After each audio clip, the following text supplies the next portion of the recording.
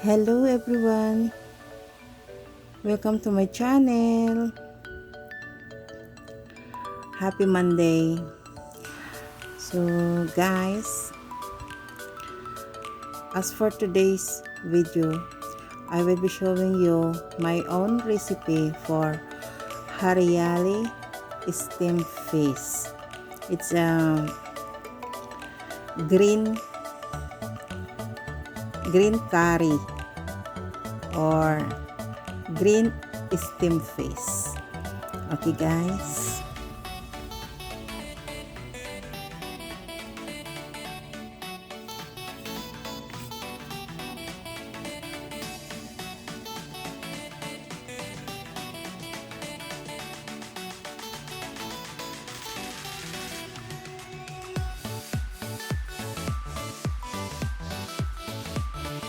so here's the ingredients: garlic, ginger, coriander leaves, onion, and lemon.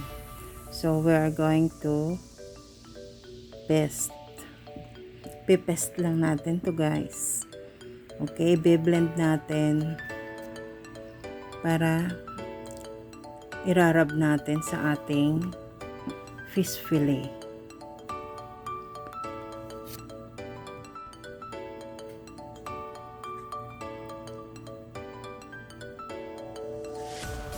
So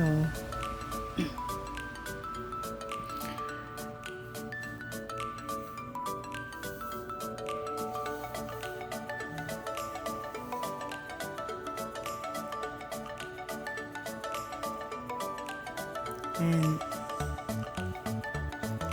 I have here 4 pieces of white fish fillet.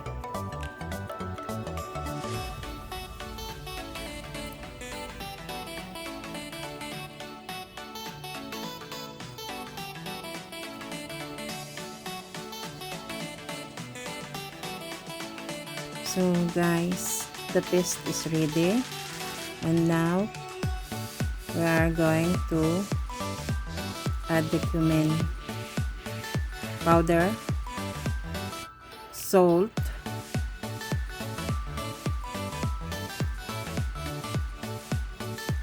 and black pepper powder, half teaspoon of sugar, and mustard oil. It's about 2 tablespoons or 3 tablespoons. If there is no available of mustard, you can add olive oil or canola oil.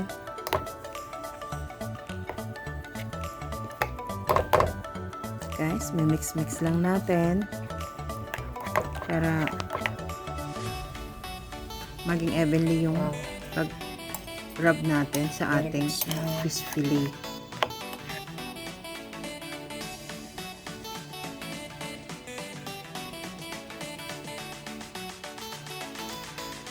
Oh yes guys,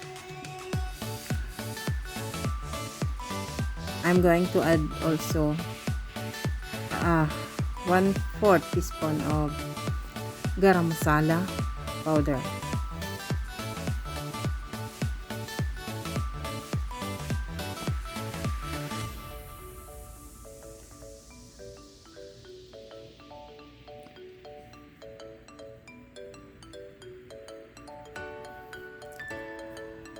So let me just get our aluminum foil for wrapping the fish.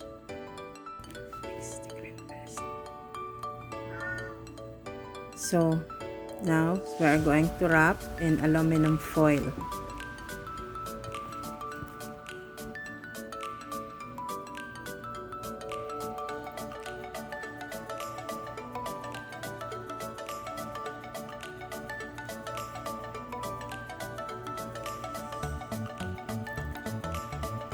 Okay guys, so we rub evenly.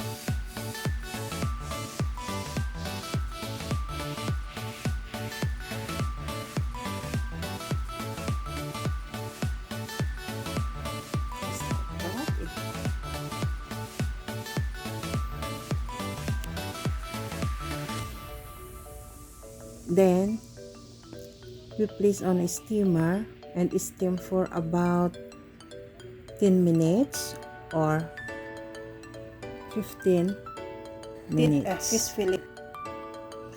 So, remove from the steamer and ito na nga guys.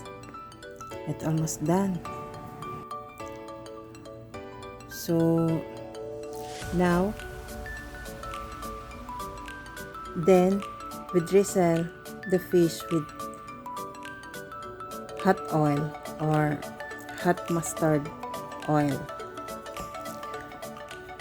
Yes. So yummy. So good guys, the aroma. Wow.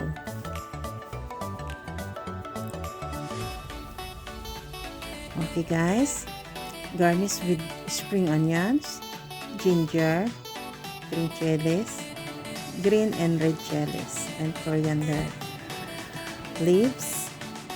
Okay, there you go. Yummy guys.